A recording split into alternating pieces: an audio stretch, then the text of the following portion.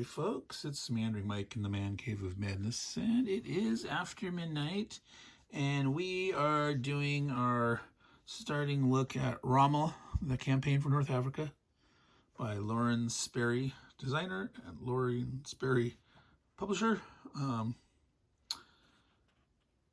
We are going to do a quick how to play, not in big depth, and we'll sort of talk about the setup and the situation and maybe get started a little bit.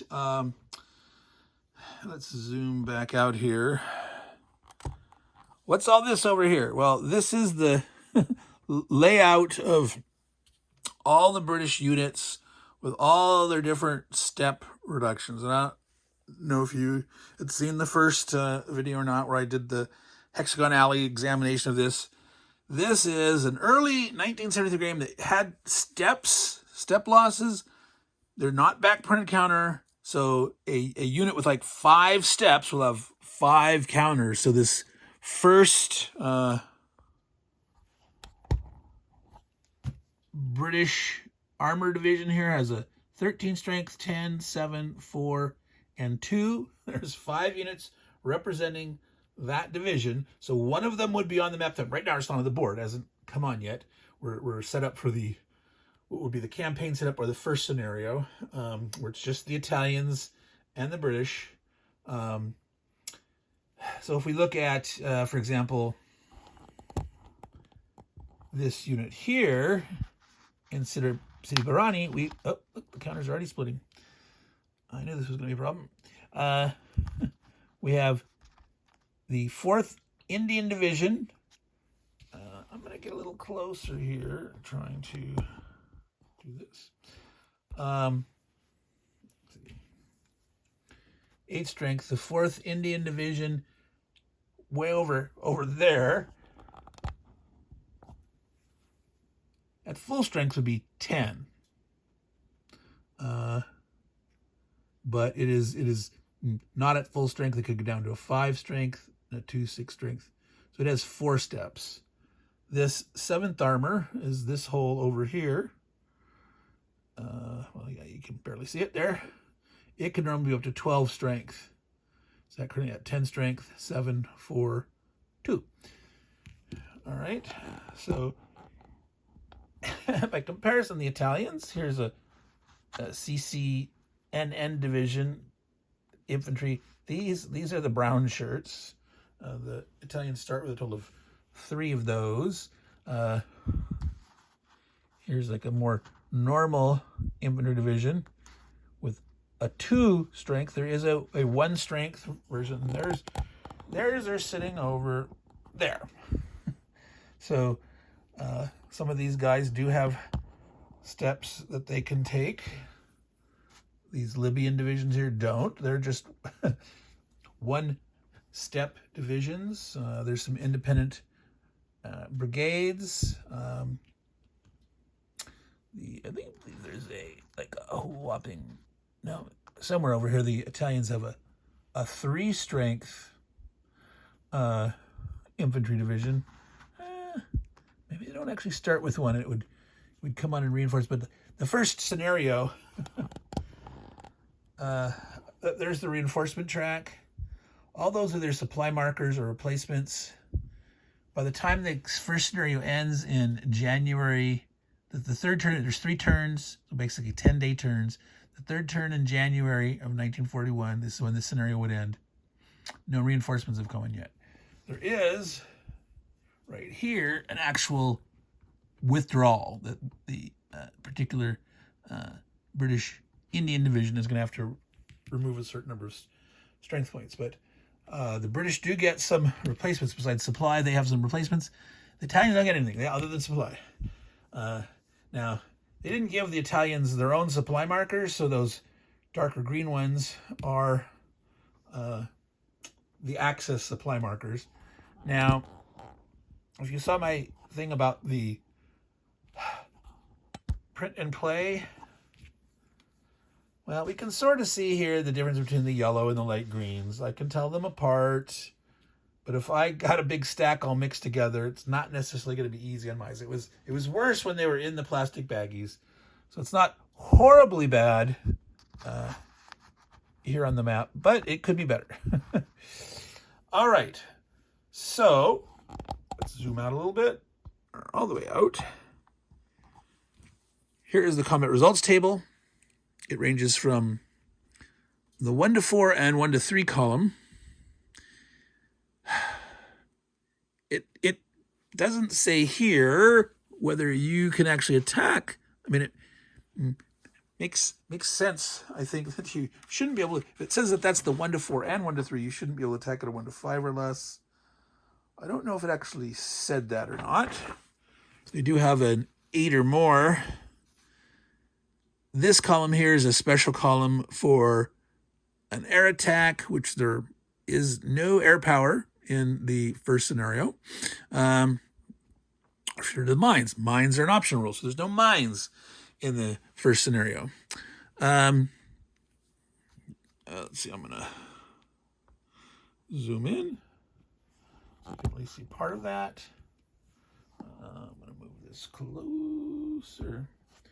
Now, if you notice, it goes up to 8. You roll a die 6. Low is a good number for the attacker because it's on the left-hand side is the attacker loss, the defender loss. So up here at 8 to 1, unless you have something that's increasing the die roll as a penalty. So an addition to the die roll is a penalty on the attack. So it's standard odds ratio, calculating what you got. A fraction is rounded down basically in the favor of the defender. You have to attack all units that you're next to you in your turn. It's a zone of control where you have to stop when you enter. It doesn't explicitly say that you can leave a zone of control, but you can sort of infer that from the rule on the fortified cities. I'm going to go back here. So here at Tobruk and over that way is Benghazi. This crosshatched. You're double when you're fortified there. You can ignore retreat results. And it says that, in your turn, if you are next to the enemy, you don't have to counterattack. Or it says if you let me read you the ruling. It's under terrain and stacking. If they remain in an enemy zone of control, they don't have to counterattack. So by saying if they remain, that means you have the choice not to remain. Doesn't say it explicit anywhere else, but on your turn, when you're moving, if you start in a zone of control, you can leave it. It says you must stop when you enter. Now, it does not talk about can you move zone to zone. If you enter a zone and stop. If you start in a zone, now, you can easily say, well, no, I don't think you should be able to move zone to zone. But I haven't entered one yet. It does say specifically when you enter a zone of control, you must stop. Let me read that for you. Bump, bump, bump. All right, where is it?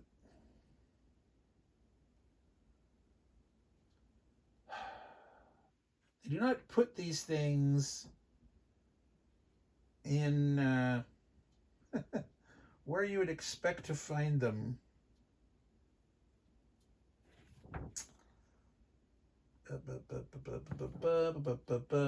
Terrain-wise, it's 1 salt marsh, which is over here. Is 2 escarpment.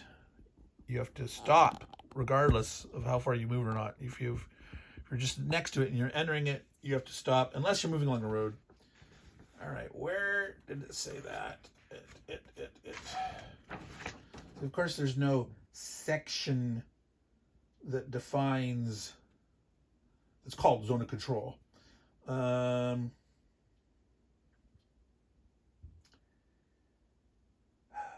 always bothers me when it's not.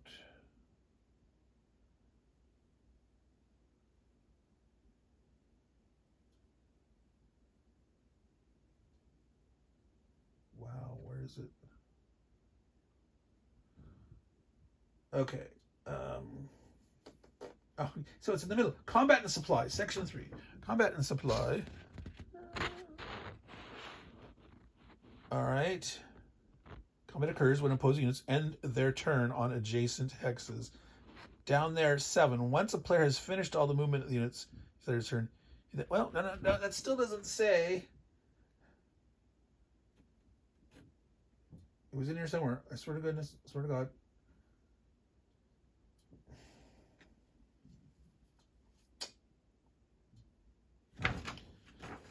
Was that in the on the back of the cover sheet? There was some. Let me zoom back out. There's some errata.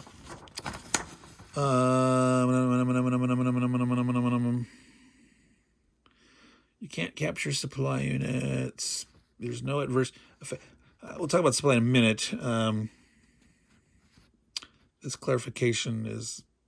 It's actually fixed. There's a place that says in a village there'll only be one unit in there at a time. Well, that's not true. It's infantry, airborne, mechanized infantry, not non-armor. In a village is doubled, but only one unit. That's what they meant to say, but it clearly says in the terrain rule. No more than one division may occupy a village in a turn. And this is, oh, no, clarification. That's not what we meant. It's only one division may take advantage of the doubling. Stacking is 2 divisions per hex, and 3 brigades or regiments equals 1 division. But HQs and replacement points do not count. So technically you could stack a couple of HQs and a few replacement points to beef up a particular strength. I don't know, that seems a little weird that they would be able to fight that effectively all cramped in there or not, but hey, it is what the rule is. Wow, I am apologize that I'm not finding this rule here. I'll come back to it later, but definitely somewhere I read that you stop when you move next to an enemy unit. And somewhere it uses the words zone of control. There's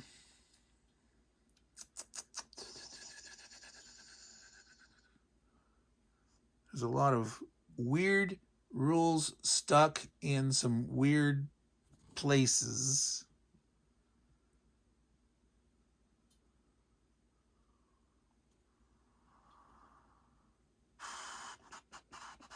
So, yep, I'll come back. So my the way I'm going to play it is, I think this is the desert, right? And things are relatively mobile, and I think you should be able to move from zone to zone and stop. If you start in a zone, you can leave it, or you can penetrate zone to zone 1 hex, then you have to stop because you've entered a zone of control. You're going to have to attack everyone that you're next to.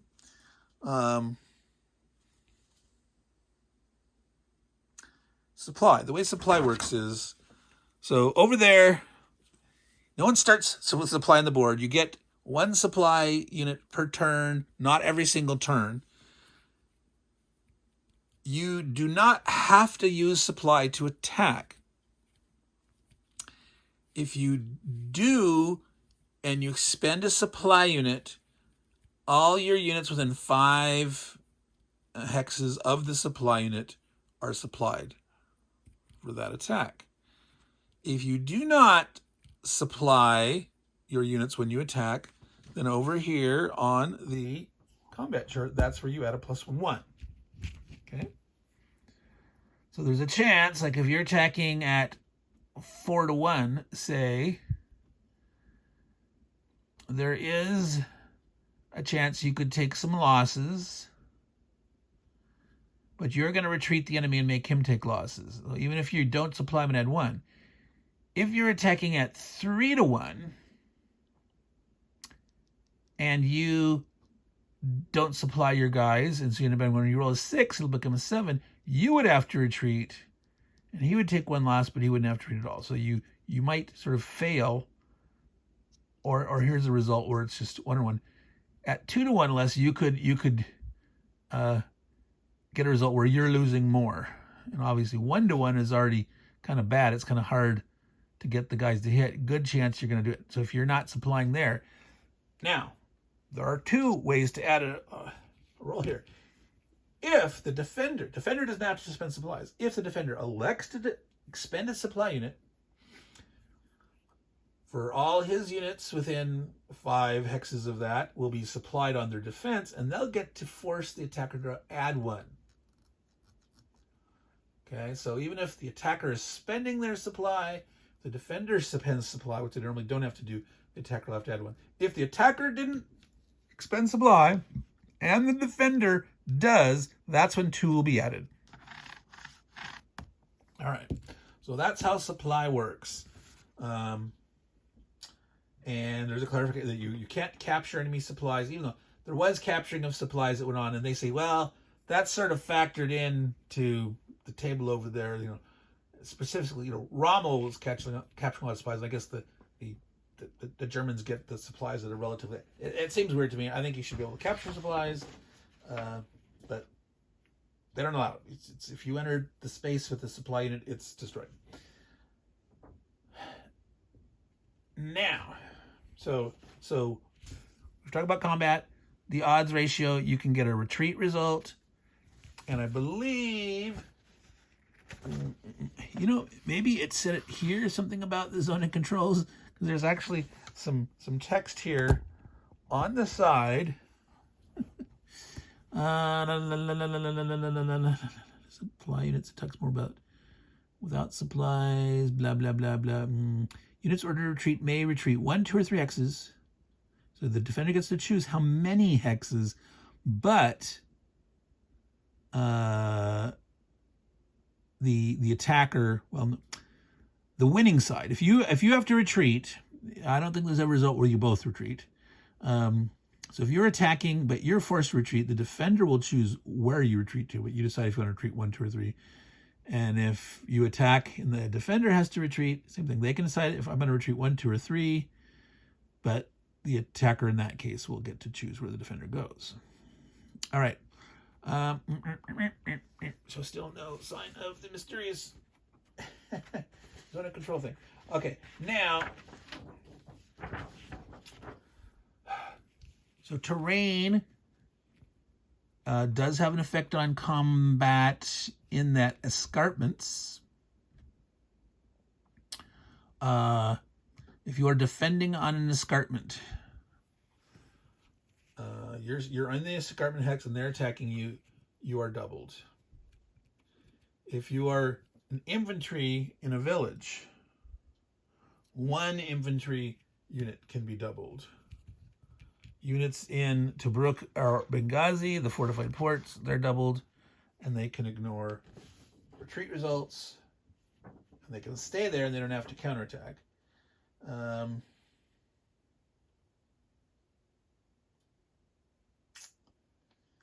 Now, the trickiest part of this game, that's it. That's 90% of it right there. I mean, there's advanced rules for reconnaissance, for building forts, for laying mines. There's some air power stuff that doesn't come into play in the first scenario. It's very simple. You can attack 1 unit that moved in their last turn. So basically, you're strafing dudes. You're not doing a big bombardment of a static position in these. You're strafing dudes that have moved. You get to roll on the air column over here, and there's a chance that you can make them take a loss, or maybe even 2. But there's a chance that if you roll bad up here, the attacker could lose their air capacity for the next turn or turns. Okay, so the tricky part is with these step losses here, which can range quite high at 8-1, 7-1 up here, you can get, 4, 5, 6, up to 7 step losses against an attack. The defender has to absorb those steps. Now, these units that we've been looking at, like this guy here, the Marmar division has another over there, a component that it's 1 strength version, so that's 1 step loss. That's its weakest. When a weakest unit in its formation takes another loss, it is inverted. It is not destroyed yet. It is on the edge of destruction. It has a 0 combat factor. If it's caught alone in the open, it can be overrun and destroyed immediately. However, if it's, for example, with other units, it can still take a step loss. If it takes that additional step loss when it's inverted, when it's been turned over, it is eliminated permanently then. If it's not destroyed that way, you could put replacements into it to flip it back over. You got to decide carefully which units you want to use your replacements on. This little guy here is a 2 strength dude and a 1 strength second step. There are Italian divisions that have a 3 strength that flip over to a 1. And so reconstituting that 1 back up to 3 would gain you 2 strength points back. So it would make more sense to save your Italian replacements to replace those good divisions to bring them up to full strength. They also have a paratrooper division that has a 4 strength and then a 2 strength side. So either one of those, that would be 2 strength points. So Italian infantry replacements, you want to pay attention. That's true for all these, for the armor and stuff. Some of these like the British units, sometimes go down by 3, by 3, by 3, by 2. And then the flip side would be 2. So, up in the high strengths, using an armor replacement would be regaining you 3 strengths. Now, you if it's down to inverted, you may want to flip that over so it's not destroyed, immediately if caught out in the open and eventually rebuild it. Or you would tend to want to spread your replacement around to the guys that you can gain the most strength points back, typically. All right.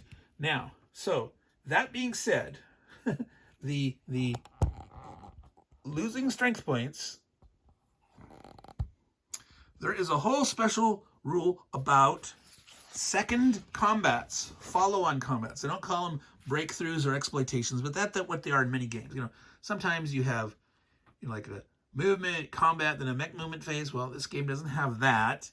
And some games define an exploitation or breakthrough. This is kind of like that, except it's not armor only.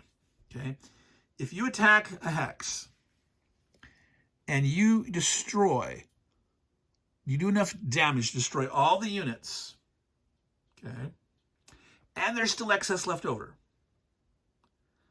then you get to move and attack some more. Okay, so here's this guy. Let's pretend he's here, and the Brits come up and they attack. This guy has the 2-2. He goes down 1 step to the 1-2. 1 more step inverts that 1-2 unit to be inverted. So 2 steps hasn't destroyed it. The 3rd step would eliminate it, right? So 1 to turn it into a 1-2. The second one to turn it over. The 3rd one eliminates it. So those have all been absorbed. You would need to get 4 hits against that 2-step plus an inverted side to actually have something left over to allow you to second move in combat. That you earn movement points equal to the unabsorbed guys. So let's say this guy wasn't him. Let's say we're playing with one of these Libyan one-strength guys, all right? And so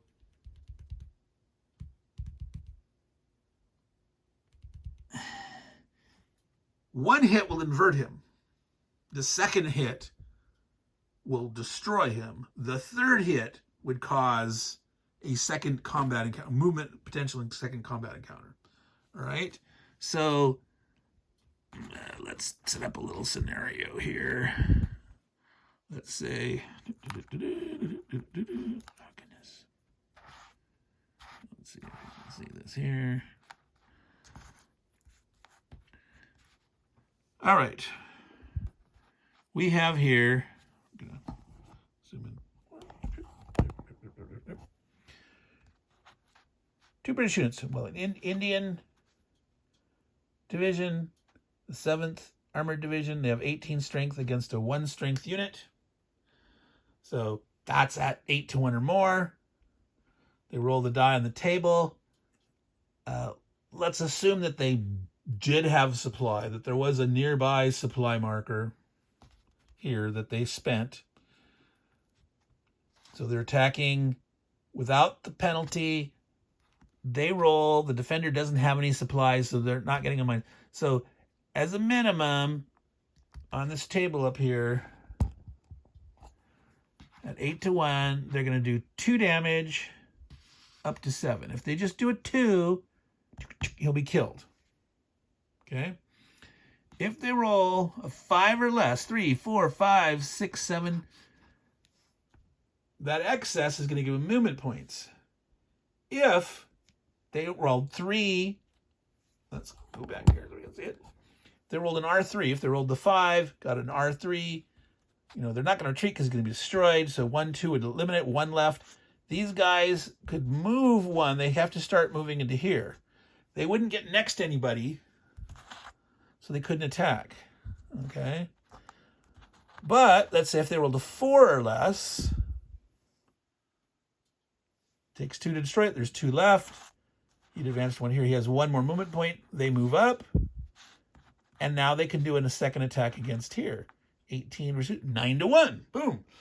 So they can roll again and potentially wipe out another division. So that's how this breakthrough/exploitation, second combat encounter is what they're calling it, how that works. And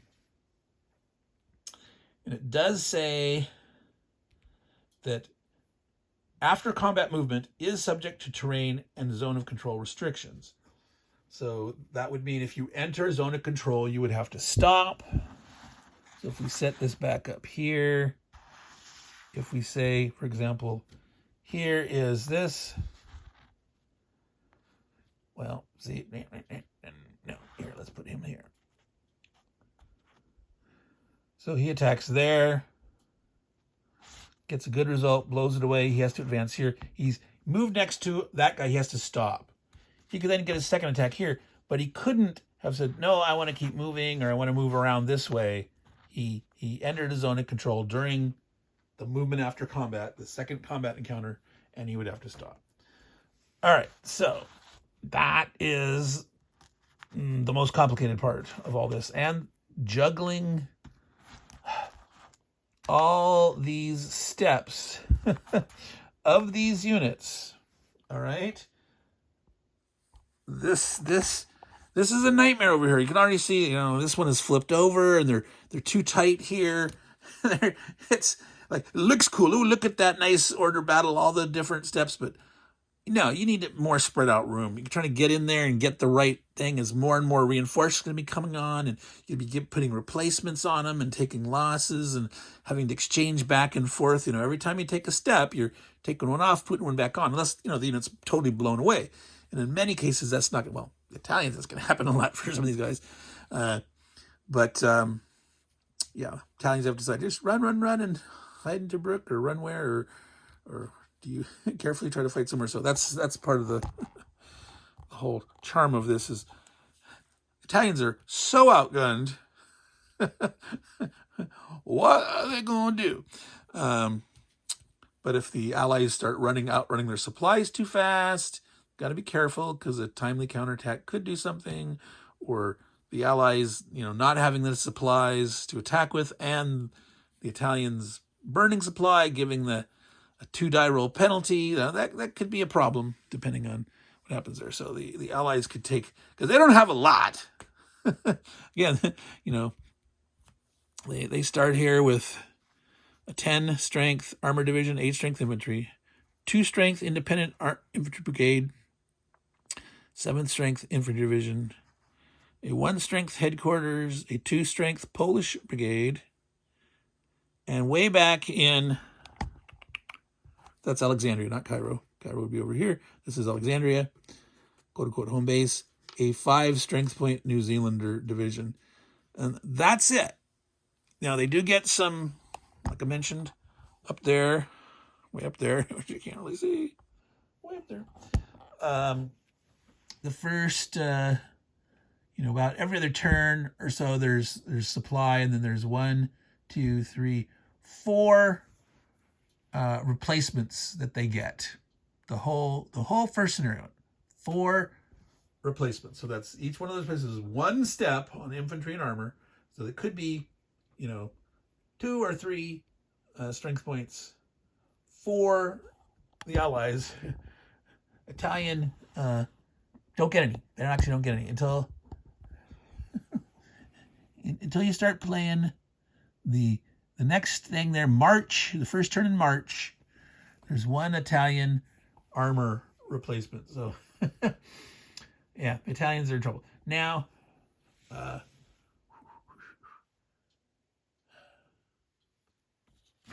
there's something in here.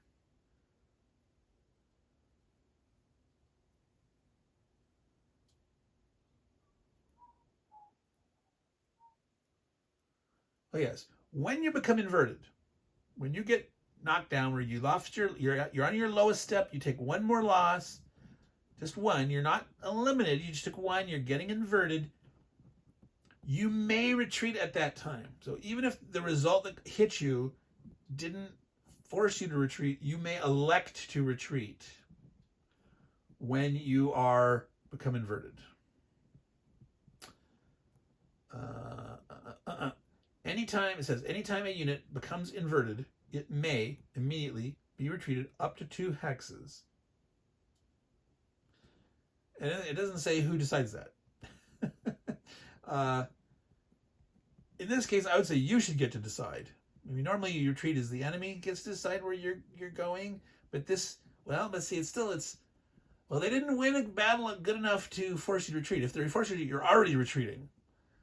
If they just caused a loss, you have a stack, and okay, you have two maybe minimum strength units in the hex. You take 1. Maybe you decide you want to retreat that 1 guy out. It's not clear. So I'll have to decide how I'm going to put it. So Meandering Mike, man came in. We're over 30 minutes. I was going to try to just stop at 30 minutes for this here. So that was our quick how to play. And obviously, the structure of the rules could be better. The fact that I can't even find, it mentions zone of control here and there. It does not anywhere directly define zone of control. There's not a section labeled zone of control.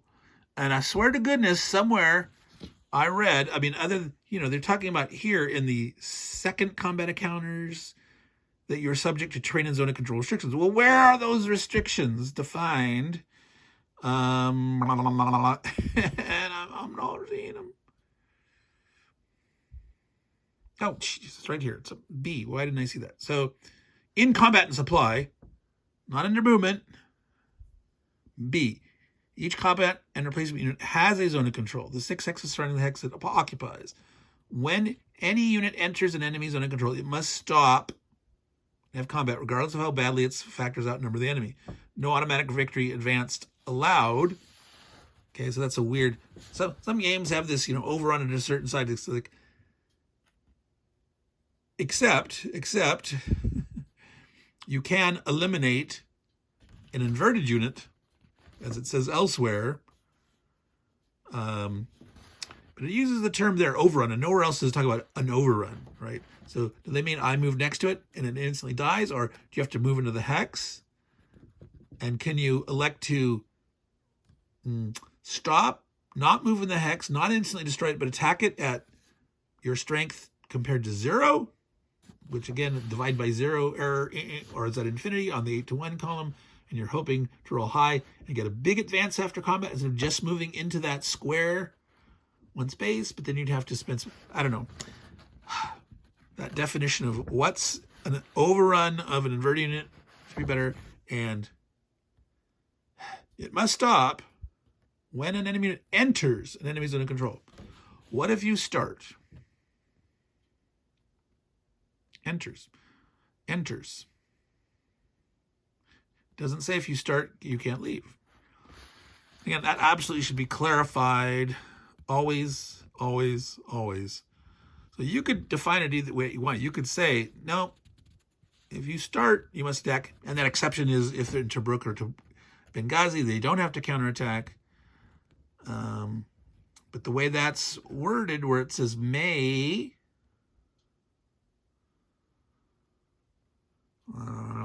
so I don't know. All right, again, Meandering Mike, Man Cave of Madness. Do you notice those errata? Most of them, like it says, units suffer no adverse effect of being cut off supply. That means you just don't die. So if they've cut you off, you have no supplies, you're out in the middle of nowhere, you might be surrounded. It's just like, no, you still have to be limited. You have to be attacked. So that clarifies that. Can't. Oh, yes. Okay, there's a couple special rules that are sort of buried in certain places that you gotta know where they are. So under the section 4, Roman numeral, substitute strength, way down at case I, British armored units defend at half until the first turn of March 1942.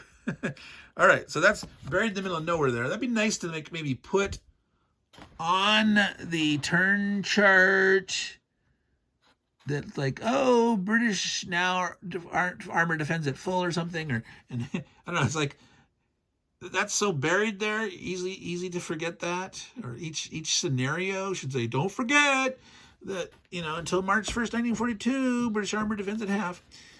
And then there is supply, access player only. So under movement, so normally supply has nothing to do with movement. Supply is with combat, right? I already said there's no adverse effects from being on a supply. Well, yes, there is. In the sense that for the access player only, he moves at half for armored infantry and reconnaissance on the turns that he doesn't receive a supply marker.